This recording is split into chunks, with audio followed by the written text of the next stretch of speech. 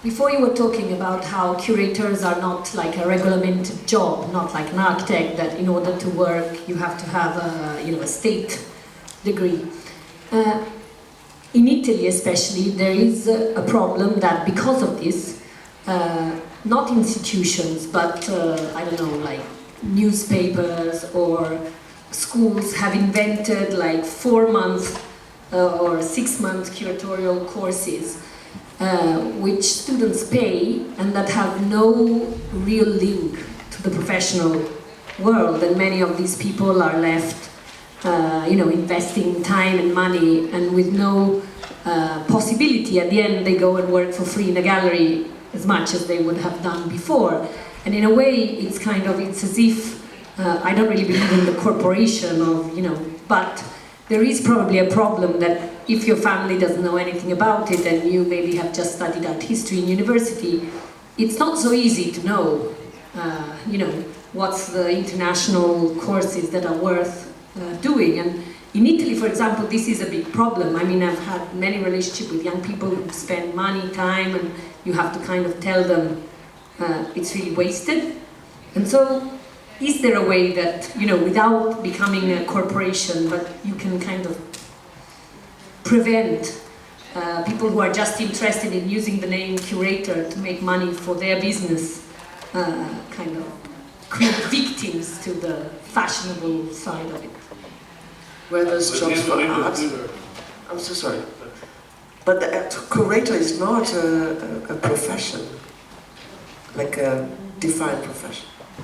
Was it for curating flower bouquets or art, or what others? Curating contemporary art. Contemporary art, yeah. What do you think? Well, it is something it has been on our minds, because obviously we want to protect the value of what we do, and if you've got all these people, 3 months here, 2 weeks there, an intensive over there, 9-month course, it's a problem. And the problem you outlined, the other is, hey, we don't like the competition, right?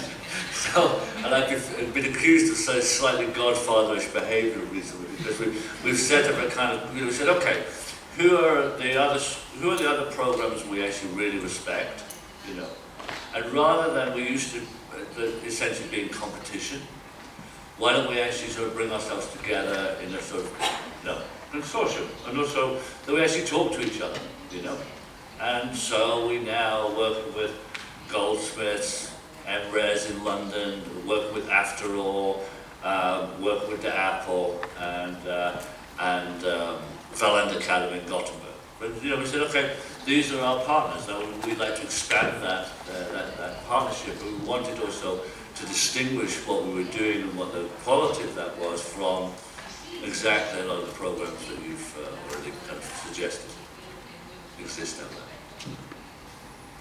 I think that this is slightly difficult to phrase in a politically correct way, but I think I don't feel at the moment that it's a problem for us, but I can think of other courses where it is a problem. So, also we have our consortium, but whatever that is, you could say, and that was mentioned today in introduction, these are the places we work with, and that would actually be kind of the shortlist I would give of what I would consider to be the interesting courses. There was like 7 or 8 mentioned, and there are so many curating courses now, of course. So I know that some of them have also had to close again because of, in the UK anyway, because of recruitment. So they would be, they could be under threat, and principally we could be too. But in terms of, it's funny though with Italy, because I think that Italian prospective students for sure do know where they want to go, because we have more Italian applicants than English applicants. And I don't know what the case, but it's the single European country where we get the most applications from, is Italy.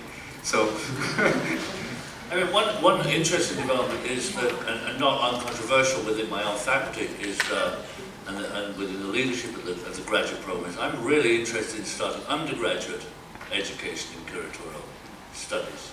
So the idea has always been to move to higher and higher levels. So there was a great move a number of years ago to move to PhDs, and a lot of I got some backlash about this idea. part of it was also that, you know, undergraduates, when they don't have access to art, they don't know about art. I said, well, actually, they do, you know. And actually, I know they do. I mean, and actually, if you go to the library, it's full of undergrads, you know. And they probably expanded their knowledge through new digital technologies, you know. And I think also the fact, and then part of it was, you know, one of the arguments was, you know, well, I thought, or kind of one of the arguments was the fear that we didn't actually have anything to teach, you know. And I said, that's your problem, not my problem. Great. Well, I'd like to thank you all for being here, and also particularly to thank all the speakers for what I hope is what's coming a very illuminating conversation. Thank you. Thank you, Richard.